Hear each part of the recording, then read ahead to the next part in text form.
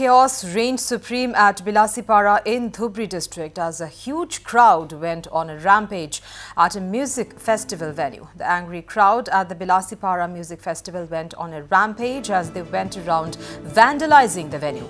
The main attraction of the music festival was Bollywood singer Mohammad Faiz. However, when the singer failed to turn up at the venue even as late as 1 a.m. into the night, the crowd lost their patience and went around rampaging the music festival venue.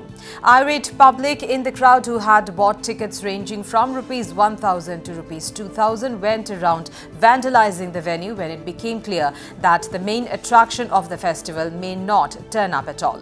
The angry audiences are now demanding a refund of their tickets and are also demanding that action be taken against the festival organizers.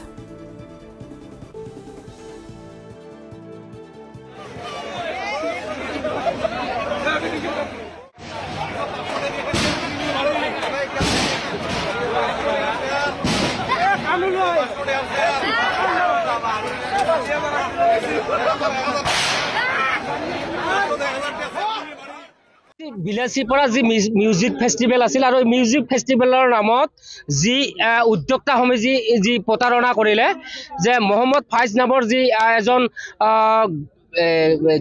শিল্পী আছিল এই শিল্পীজনক আমন্ত্ৰণ কৰিছিল আৰু এই আমন্ত্ৰণ কৰাত মানে সাধাৰণ ৰাইজে কিন্তু টিকেট ক্ৰয় কৰিছিল 500, 1000, 2000 পৰ্যন্ত ক্ৰয় কৰিছিল। কিন্তু দেখা গৈছে যে সন্ধিয়া 6টা বজাৰ পৰা ৰাতি নিশা 1 বজালৈ কিন্তু যি শিল্পীজনক চাবৰ কাৰণে যি ৰাইজে সন্ধিয়াৰ পৰা বহি আছিল দেখা গৈছে 1 বজাতো কিন্তু শিল্পীগৰাকী মঞ্চত দেখা পোৱা নগ'ল। কিন্তু দেখা গৈছে যেতিয়া ৰাইজ ক্ষোভিত হৈ গ'ল এই ৰাইজ ক্ষোভিত হোৱাৰ পিছতে কিন্তু যি আচবাব আছিল চকী মেজ ইত্যাদি কৰি ৰাইজে কিন্তু খঙতে ভাঙচুৰ কৰিলে।